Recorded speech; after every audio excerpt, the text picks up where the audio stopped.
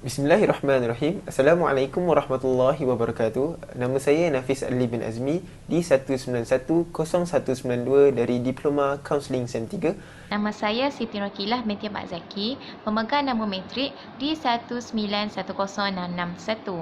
Nama saya ialah Muhammad Ashraf bin Nurizal. Nombor matrik saya adalah di 1910573. Nama saya Nurul Ali Atika, nombor matrik saya di 1910652. Nama saya Muhammad Hasif Hakimi bin Yuhaimi. Di 1910051. Baik, hari ini saya ingin menceritakan tentang kafiat Haji Ifrat, iaitu maksud Haji Ifrat. Pada permulaan ini mungkin ramai yang di luar sana dia tak tahu apa maksud Haji Ifrat ni. Maksud Haji Ifrat ini dia terbagi kepada 3, iaitu Haji Tamattu', Haji Qiran dan juga Haji Ifrat.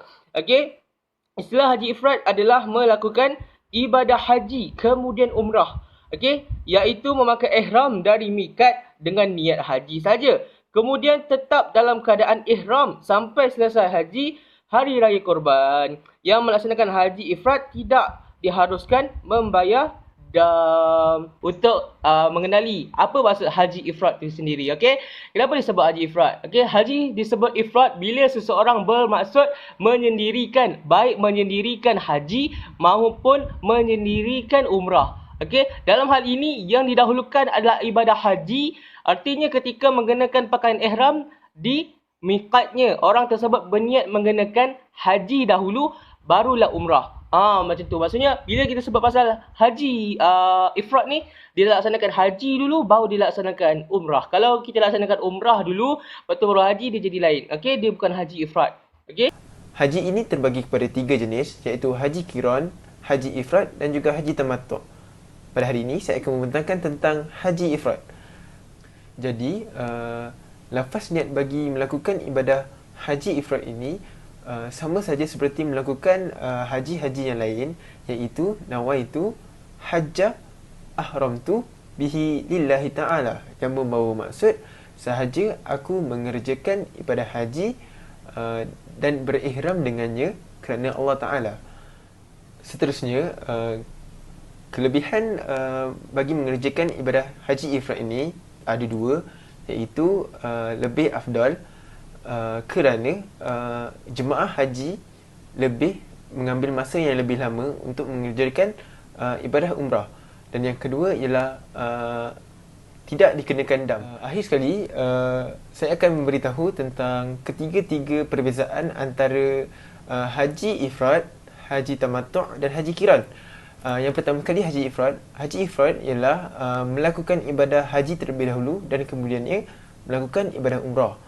Dan Haji Tamattu' pula ialah melakukan ibadah umrah dahulu dan kemudiannya melakukan ibadah haji.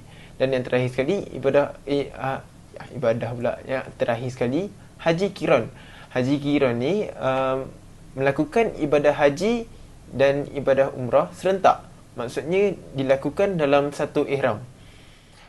Sekarang saya akan menerangkan cara mengerjakan Haji Ifrat. Yang pertama, niat ketika masuk Mekah. Yang kedua, melakukan tawaf kudum. Yang ketiga, melakukan sa'i haji. Jadi saya akan terangkan apa itu sa'i haji. Sebenarnya korang dah tahu sa'i haji ni apa. Mungkin ada yang dah tahu ataupun mungkin ada juga yang lupa-lupa sikit lah sa'i haji ni apa kan. Jadi sa'i haji ni makna dia berulang alik dari Safa ke Marwah sebanyak 7 kali mengikut syarat-syarat dia. Jadi adalah syarat-syarat dia bagi perempuan berjalan laju dan juga bagi lelaki mereka boleh berlari anak daripada Safa ke Marwah sebanyak 7 kali. Yang keempat, jangan bertahalul. Bertahalul di sini bermakna jangan bercukur atau bergunting.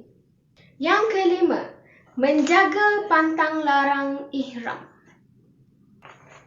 Apa yang dimaksudkan dengan pantang larang ihram? Pantang larang ihram ni ada terbahagi kepada 13, tapi saya akan bahagikan dia lagi kepada 4 bahagian, iaitu yang pertama pakaian, yang kedua kecantikan, ketiga alam sekitar dan keempat hubungan. Baiklah, saya akan terangkan satu persatu. Yang pertama adalah pakaian. Pakaian di sini bermakna lelaki dan perempuan, ya. Bagi lelaki dilarang untuk memakai pakaian yang berjahit dan menutup kepala, contoh dia songkok. Dan bagi perempuan pula tak boleh untuk menutup muka, kiranya orang perempuan ni tak boleh memakai niqab ataupun purdah. Okey, seterusnya kita pergi ke kecantikan. Kecantikan kat sini bukanlah maksud dia tak boleh untuk pakai pakaian cantik-cantik, bukanlah. Tapi kecantikan ni maksudnya individu yang melakukan haji tu tak boleh memakai benda-benda yang wangi. Lepas tu diorang tak boleh, tidak dibenarkan untuk memotong kuku atau mencabut rambut. Yang ketiga iaitu alam sekitar. Allah sendiri pun menyuruh kita untuk berbuat baik dengan alam sekitar dan menjaga alam sekitar, betul tak? Jadi, individu yang melakukan haji dilarang untuk merosakkan alam sekitar itu. Contoh dia menyembelih haiwan, mencabut rumput, menebang pokok. Dan yang terakhir adalah hubungan. Hubungan di sini maksudnya individu yang melakukan haji tak boleh berkahwin, tak boleh menerima nikah. Kira menerima nikah ni berkahwin lah.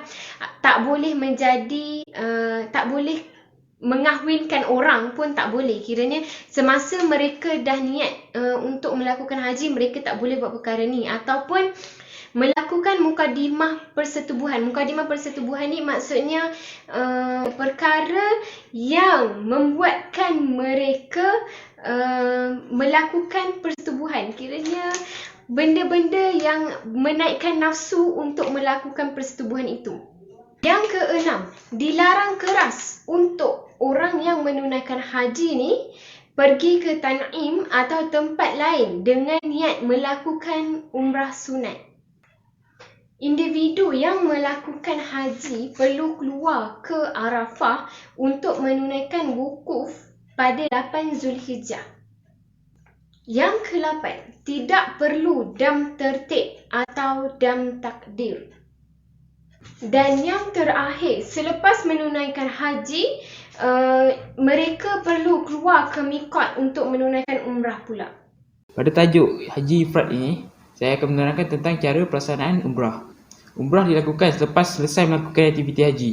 Okey, yang pertama sekali ialah pergi ke tanah halal. Selepas itu, mandi sunat ihram sebelum memakai ihram. Selepas memakai ihram, dilakukan pula solat sunat ihram. Selepas itu, berniat umrah. Berniat umrah di miqat. Selepas berniat, hendaklah menjaga 13 larangan, iaitu daripada tahallul awal hingga ke tahallul tani. Menjaga larangan adalah wajib. Selepas berniat, hendaklah bertalbiyah. Berdoa apabila mula masuk di tanah haram. Berdoa apabila mula masuk di kota Mekah. Berdoa apabila mula masuk di Masjidil Haram. Selepas masuk Masjidil Haram, hendaklah melakukan sujud syukur. Niat iktitaf selepas masuk Masjidil Haram. Berdoa apabila sudah melihat Kaabah. Hendaklah berdoa ketika mula turun tangga ke dataran Kaabah. Lakukan tawaf umrah, ia adalah sunat. Lakukan solat sunat tawaf di belakang makam Ibrahim, ia adalah sunat. Berdoa di Multazam. Lakukan juga solat sunat di Hijr Ismail. Minum air Zamzam dan berdoa sa'i umrah. Lepas itu selesailah umrah haji. Setakat di sini sahaja penerangan saya tentang cara melaksanakan umrah. Assalamualaikum warahmatullahi wabarakatuh. Okey, hari ini saya akan menceritakan sedikit tentang perjalanan Haji Ifrat. Okey, perjalanan Haji Ifrat ini terbahagi kepada dua, iaitu first kali kita boleh melakukan haji, lepas tu umrah dan ziarah dan balik. Okey, yang kedua adalah kita boleh melakukan ziarah dan haji. Seterusnya umrah dan balik. Tetapi hari ini saya akan menceritakan satu sahaja, iaitu ziarah dan haji, umrah dan balik. Okey, di Malaysia kita akan bersedia untuk menaiki kapal terbang untuk pergi ke Jeddah. Lepas kita sampai di Jeddah, kita akan pergi Madinah dengan menaiki bas. Okey, selepas sampai di Madinah, kita akan melakukan ziarah dahulu, iaitu kita akan ziarah makam Rasulullah SAW. Selepas tu kita akan ziarah perkuburan Al-Baqi. Seterusnya kita akan solat berjemaah 40 waktu dan melawat tempat, kita akan ziarah ke tempat-tempat yang bersejarah dan melakukan ziarah wadah. Selepas itu kita boleh membuat perkara-perkara untuk melakukan haji lah, iaitu kita mandi sunat ihram, pakai pakaian ihram dan kita melakukan sunat ihram.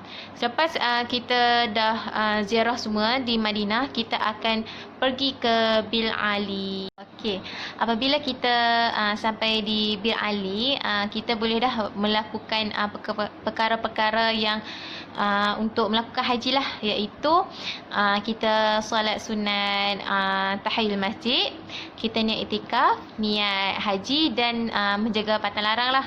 Lepas di Bil Ali tu, kita dah boleh pergi berangkat ke Mekah pula. Okey, apabila sampai di Mekah, perkara yang kita perlu buat adalah kita akan membuat tawaf qudum. Yang kedua ialah kita akan melakukan sa'i, iaitu rukun haji. Yang ketiga ialah kita perlu solat pada setiap waktu bersama berjemaah lah. Yang keempat ialah kita perlu perbanyakkan sunat tawaf, melakukan sunat tawaf. Yang kelima ialah pada malam 9 Zulhijjah, kita perlu bersedialah untuk pergi ke Padang Arafah. Okey, dari Mekah ke Padang Arafah lebih kurang 22.5 km untuk sampai ke Padang Arafah lah. Dan perjalanan tu kita akan menaiki bas. Okey, apabila sampai di Padang Arafah pula, kita akan wukuf di Arafah. Lepas tu kita akan selitkan dengan perbanyakan zikir, tahlil, bertahmid, beristighfar, bertasbih dan membaca doa lah. Di situ apabila kita baca doa, insya-Allah doa kita akan termakbul. Okey, yang ketiga ialah kita akan melakukan solat berjemaah dan mendengar khutbah Arafah lah. Okey, lepas dari pada Arafah tu kita akan pergi ke Muzdalifah, lebih kurang 7 km. Kita akan bermalam di Muzdalifah dan kita akan mengutip beberapa batu untuk dilontarkan di Mina pula.